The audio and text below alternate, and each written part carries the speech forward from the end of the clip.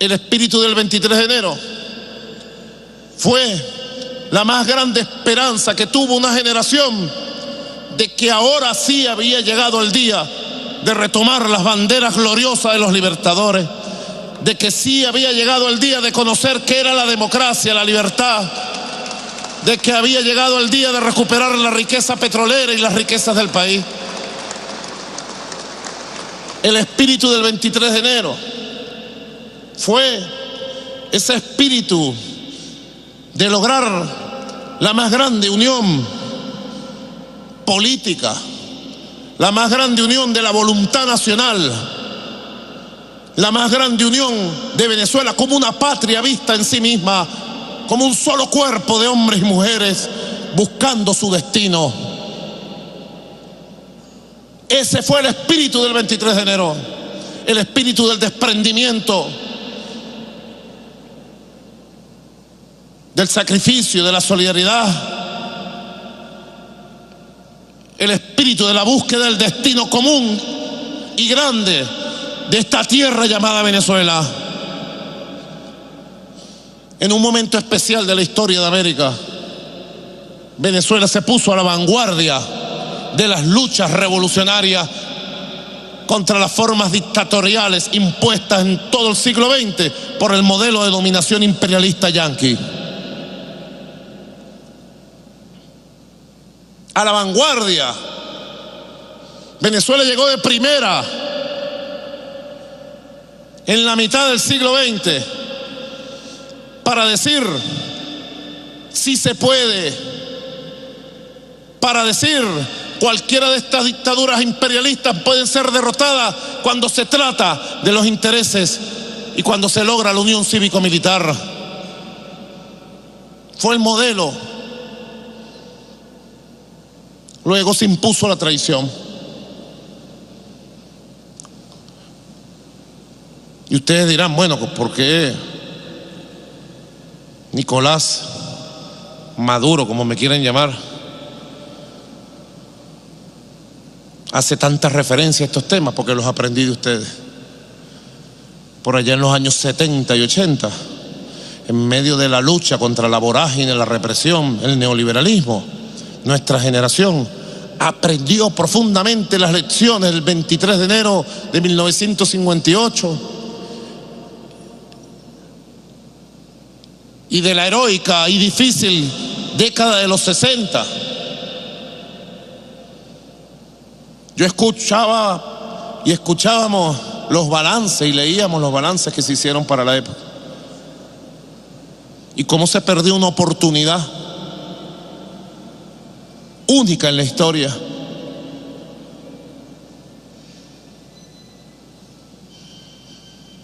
Y se escuchaba las reflexiones de quienes estuvieron como protagonistas. Algunos los que estuvieron en la primera línea. Muchas veces escuché a García Ponce, a Julio bastante. Unos estuvieron en la primera línea de la batalla política y otros estuvieron en las calles y en las trincheras. Describir cómo una generación con un espíritu absoluto de desprendimiento y sacrificio vio pasar la oportunidad de la historia para transformarlo todo al frente de sí mismo, y por actuar sin un proyecto claro de poder, sin una estrategia y sin un mando único, un liderazgo único, perdieron la oportunidad histórica. Eso lo aprendí yo de ustedes y lo aprendí bien, lo aprendimos, para no hablar en términos individuales o individualistas. Faltó un líder, decían algunos, faltó un mando único, decían otros, faltó una estrategia, faltó una visión de poder. Mientras los líderes revolucionarios que se batieron en las calles y los líderes políticos y militares que tenían la honestidad y el desprendimiento se fueron a las calles a celebrar con el pueblo, al Palacio de Miraflores llegaron los componedores de siempre. Llegó la oligarquía, llegó Fede Cámara y se repartieron los ministerios, se repartieron el poder, conformaron gobierno. Y en Nueva York se daba la firma del Pacto de Nueva York, el pacto de la traición entre Rómulo Betancourt, Rafael Caldera y Jovito Villalba. Y luego se impuso el pacto de Punto Fijo, octubre de 1958. Y se fue configurando una madeja de poder, de intereses, de la burguesía comercial, importadora, que había saqueado la riqueza petrolera. Fede Cámara, las cúpulas que habían estado exiliadas de los partidos políticos que volvían malamañosas ya. Todos venían malamañosas, salvo excepciones. Empezando por Rómulo Betancourt. Y tenemos que decirlo hoy aquí, al frente de Fabricio Ojeda, el componedor de la traición histórica contra el espíritu original del 23 de enero fue Rómulo Betancourt, quien impuso su régimen político y le entregó las riquezas del país al imperialismo.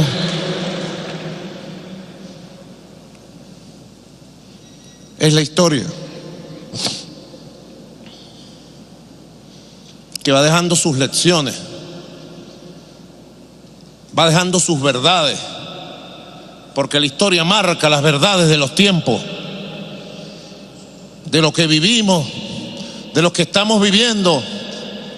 Y los pueblos que no conocen su historia, no la procesan, siempre están condenados a repetirla como tragedia en sus más escalofriantes escenas y escenarios. Los pueblos que no conocen, y esto se lo digo a la juventud que cree y la que no cree, a la juventud que dice no me importa la política.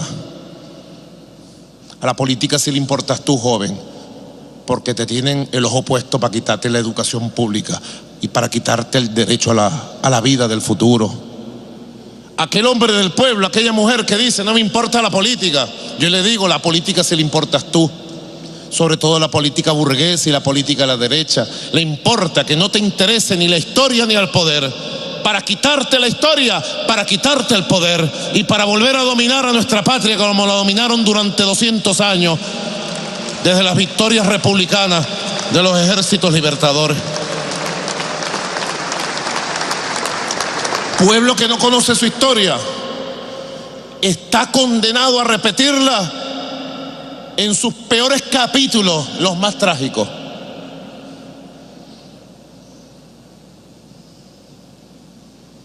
Hoy se puede escuchar como algo del pasado. No, que lo capturaron, lo torturaron y lo desaparecieron. 3.000 jóvenes fue el saldo de muchachos y muchachas de los años 60 que se tiene registro, fueron capturados, sometidos, torturados y asesinados y desaparecidos. Algunos de ellos han aparecido gracias a la labor extraordinaria de la Comisión por la Verdad y la Vida que ha dirigido la fiscal general de la República, Luis Ortega Díaz, en la investigación de los crímenes políticos del año 58 al 98. A eso fue lo que se enfrentó toda una generación. Fabricio Ojeda, como ha descrito su nieto, este joven y valiente muchacho, José Luis Alcalá Ojeda,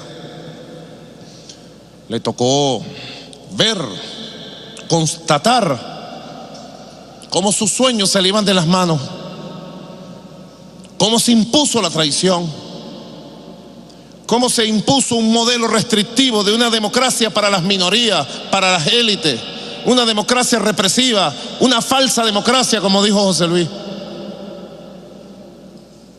Fue electo en 1959, 58, como el diputado más votado del Congreso de la República para la Cámara de Diputados. Y como diputado fue consecuente con su pueblo. El 30 de junio de 1962 presentó, cuando ya convencido estaba de que lamentablemente los caminos para reivindicar nuestra patria no estaban en ese antiguo Congreso, de manera auténtica y valiente presentó su renuncia por escrito ante el entonces presidente del Congreso, 30 de junio de 1962, y se fue a demostrar con su propia vida,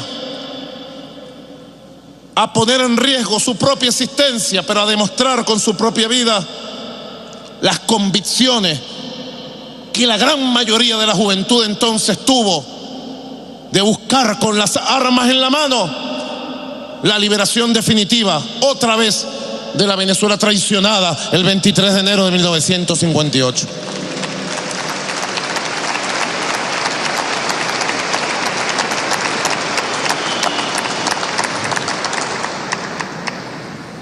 Esto hoy se dice fácil y se describe, pero forma parte de las tensiones de la vida que nos coloca a todos siempre en momentos especiales, en una encrucijada. Yo ayer, leyendo y viendo algunos documentales de Fabricio Ojeda, me trataba de poner en sus circunstancias, luego de haber vivido todo lo que hemos vivido, camaradas, estos años gloriosos de revolución bolivariana en el siglo XXI, junto a nuestro amado maestro Hugo Chávez, luego de todas las circunstancias que como presidente he tenido que vivir, habiendo aprendido los valores de Fabricio gracias a ustedes, compañeros combatientes de los 60 y 70, me ponía en sus circunstancias, en cada decisión, en cada palabra de la escrita en aquella carta del 30 de junio de 1962, en cómo un hombre de 29 años, 30, 31, en su más temprana y tierna edad, era capaz, como fue, de ser leal por encima de sus propias circunstancias individuales. Y escuchaba un testimonio de Thaís, su hija, en uno de los documentales, describiendo cómo ella, niña, vivió y aprendió a entender las razones de su padre para irse a las montañas con un fusil, dejando las comodidades del antiguo Congreso Nacional para desde las montañas ver el renacer de las causas de dignidad de nuestra patria. ¿Cuántas lecciones podemos y debemos sacar de los líderes, de los héroes, que a pesar de las traiciones han sabido en la propia soledad del último segundo de su vida ser leal a su pueblo y a las causas que representaron, que no tuvieron duda ni un segundo y que no pusieron sus intereses personales y particulares y sus miserias, sus egoísmos y sus mezquindades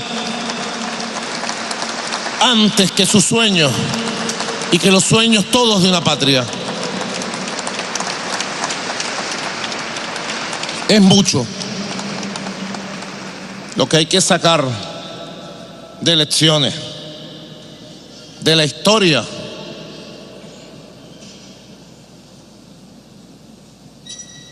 La historia no es algo pasado. Mucho nos lo explicó el comandante Chávez. La historia no son capítulos que quedan. La historia, así no estés consciente, compatriota, está más viva que nunca. Así no se esté consciente. En la vida social y política de los pueblos, la historia siempre marca los acontecimientos presentes. La diferencia es que si estás consciente puedes conducir y, como decía nuestro comandante, cabalgar, tomando la fuerza de ella para marcar el tiempo futuro. Y es lo que hemos venido nosotros a hacer a este panteón hoy: tomar la fuerza de la historia. Aquí trajimos hace un año a otro olvidado de la historia. Aquí reivindicamos en sus restos simbólicos a un teniente de caballería, a Pedro Camejo, Negro Primero. Aquí vinimos con él para decir: Negro Primero presente.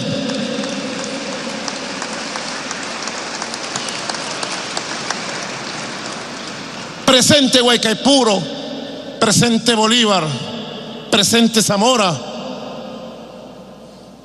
Aquí vinimos también a traer una mujer que traía su lanza afiladita, de sueños, de ideas, de valentía. La trajimos desde Maturín, a Juana Ramírez, la avanzadora. Presente Juana Ramírez, la avanzadora, y toda la mujer patriota de Venezuela.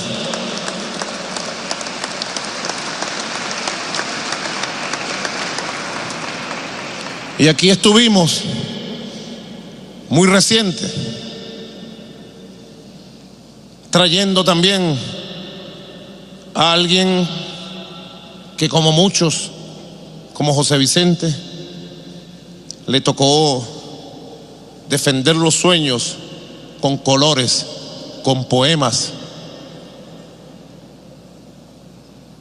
con su imaginación, con su pluma, y llevar los sueños de toda nuestra historia y de todas nuestras generaciones al teatro, o dejarlo plasmado en el arte plástico y en la poesía y en el pensamiento. A un genuino defensor de la identidad nacional, como pocas veces ha existido en Venezuela. Aquí trajimos al gran César Rengifo también. Presente César Rengifo, para que con sus colores y su poema le alegrara la vida a esta lucha tan dura que nos toca y que seguiremos llevando adelante.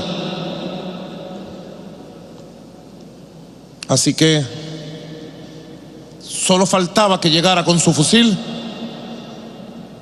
el hombre que representó y encarnó el espíritu original del 23 de enero y a la generación heroica de los años 60. Y aquí está presente comandante Roberto Fabricio Ojeda, presente y siempre consecuente. Bienvenido, Fabricio, a esta batalla. Llénanos de tu luz, de tu valentía y de tu lealtad, porque nuestro camino es luchar hasta vencer. Honor y gloria a Fabricio Ojeda. Honor y gloria a los héroes de los 60. Que la juventud se levante y se empine en la fuerza espiritual eterna de este gigante del siglo XX, Fabricio Ojeda. Hasta la victoria siempre, camaradas. ¡Que viva Fabricio Ojeda! Escucharon palabras del presidente de la República Bolivariana de Venezuela, Nicolás Maduro, quien destacó la historia y el pensamiento de Fabricio Ojeda, quien fue acompañado por el fervor